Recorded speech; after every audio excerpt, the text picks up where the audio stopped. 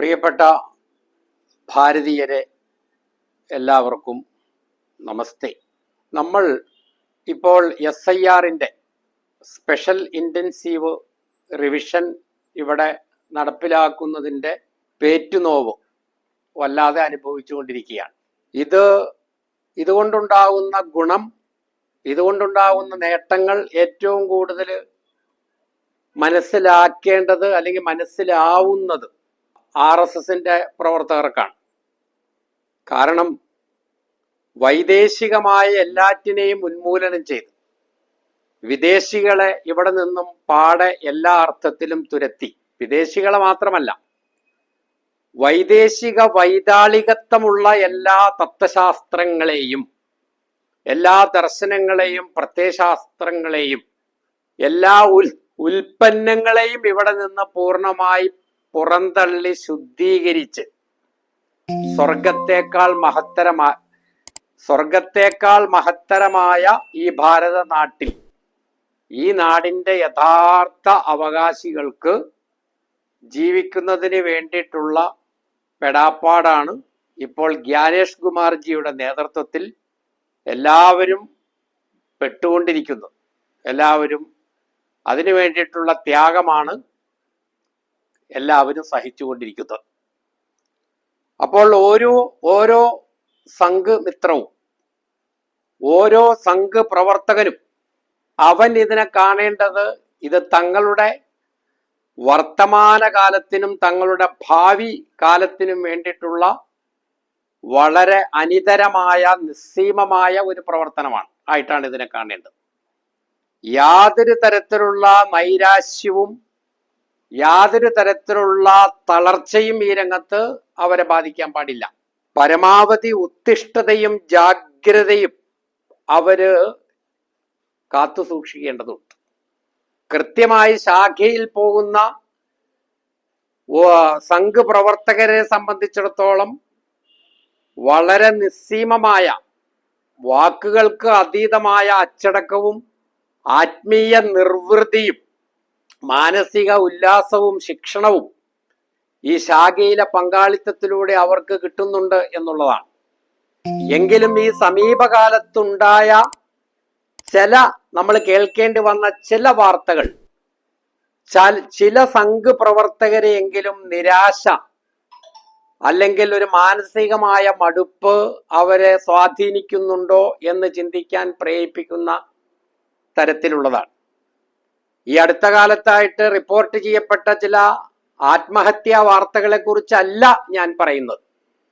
ഇവിടെ ഞങ്ങളുടെ നാട്ടിലെ ഈ കോതമംഗലത്ത് ഈ റബ്ബർ തോട്ടത്തിൽ മരുന്നടിക്കലുണ്ട്.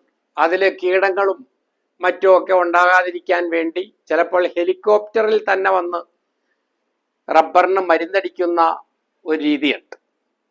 അപ്പോൾ വർഷങ്ങൾക്ക് മുമ്പാണ് അവിടെ വളരെ പുന്നാരിച്ച് മക്കളെ വളർത്തുന്ന ഒരു റബ്ബർ മുതലാളിയുടെ തോട്ടത്തിൽ റബ്ബർ തോട്ടത്തിൽ മരുന്നടിക്കുന്നതിന് വേണ്ടി ആ മരുന്ന് കലക്കിക്കൊണ്ടിരിക്കുകയാണ്. അപ്പൊ അതിൽ ഒരു മകൻ, ഒരു സന്താനം, കുട്ടിയാണ്. അയത്തുങ്ങൾക്കൊന്നും അറിയില്ലല്ലോ, അയത്തുങ്ങൾക്ക് ആലോചിക്കാനുള്ള കഴിവില്ല, പാവങ്ങളാണ്. അപ്പൊ ആ ഒരു കൊച്ചു വന്നിട്ട് അവിടെ ആ വീട്ടിൽ എന്ത് കൊണ്ടുവന്നാലും ആദ്യം കൊടുക്കുന്നത് അവനാണ്. എന്ത് വിശേഷപ്പെട്ട പലഹാരം ഉണ്ടാക്കിയാലും പാനീയം ഉണ്ടാക്കിയാലും അവനാണ് ആദ്യം കൊടുക്കുക. പക്ഷേ വളരെ കാര്യമായിട്ട് ഇങ്ങനെ ഇത് കലക്കിക്കൊണ്ടിരിക്കുക, റബ്ബറിന് തളിക്കാനുള്ള മരുന്ന്. അപ്പൊ അത് വേണം, കുടിക്കാൻ വേണമെന്നും പറഞ്ഞ് അവൻ കരയാൻ തുടങ്ങി. അപ്പോ അച്ഛനും ബാക്കിയുള്ളവരും ഒക്കെ അവനെ ആട്ടി വിട്ടു, ഇപ്പോൾ അവിടെ നിന്നും പറഞ്ഞു. അവൻ ആ ദേഷ്യത്തിൽ പെട്ടെന്ന് പോയിട്ട് ഈ മരുന്ന് കലക്കാൻ വേണ്ടി വെള്ളം കോരിക്കൊണ്ടിരുന്ന കിണറ്റിലേക്ക്, കൊച്ചല്ലേ വലുതും അറിയാവോ, കിണറ്റിലേക്ക് പോയി ചാടി എന്നുള്ളതാണ്.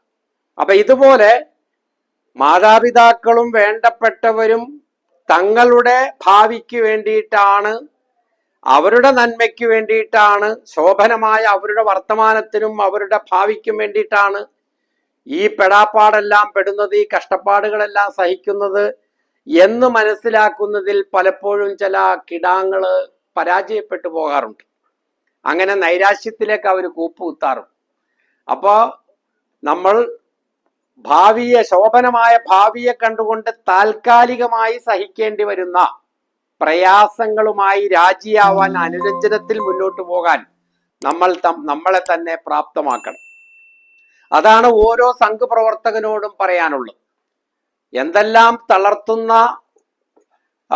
ചിന്തകൾ നിങ്ങളെ സ്വാധീനിക്കാൻ വന്നാലും, ഇപ്പൊ ഭഗവത്ഗീതയില് ശ്ലോകം 63, ക്രോധാത് ഭവതി സമ്മോഹ, സമ്മോഹാത് സ്മൃതി വിഭ്രമ, സ്മൃതി ഭ്രംശാത് ബുദ്ധി നാശോ, ബുദ്ധി നാശാത് പ്രണശ്രതി എന്ന് പറയുന്നു.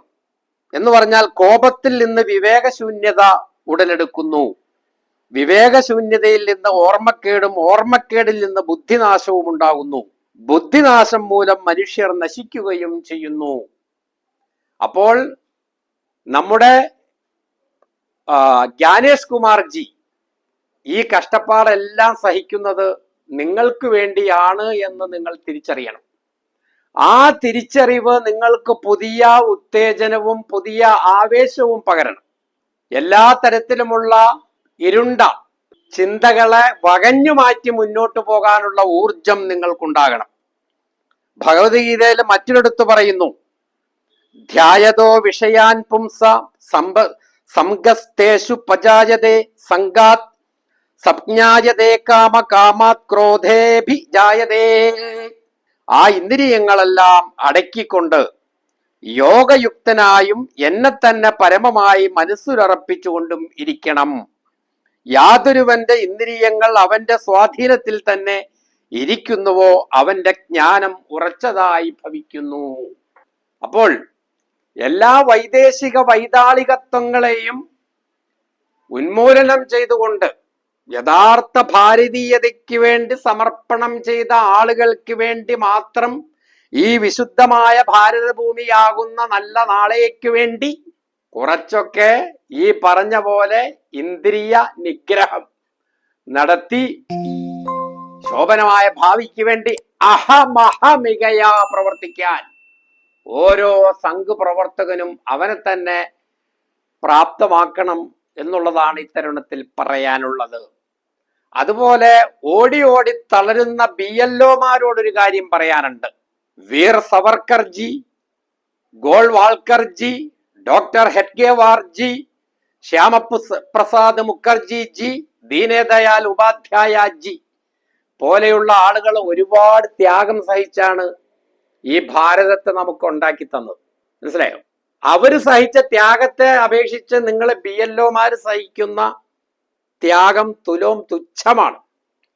അപ്പൊ അതുകൊണ്ട് എത്ര അധ്വാന ഭാരമുണ്ടെങ്കിലും നിങ്ങൾ കൈമെയ് മറന്ന് രാപ്പകലില്ലാതെ ഈ തീവ്രമായ പ്രക്രിയയുടെ വിജയകരമായ പൂർത്തീകരണത്തിന് വേണ്ടി നിങ്ങൾ പ്രവർത്തിക്കണം. നമ്മെ കാത്തിരിക്കുന്നത് ശോഭനമായ ഒരു നല്ല നാളെയാണ്.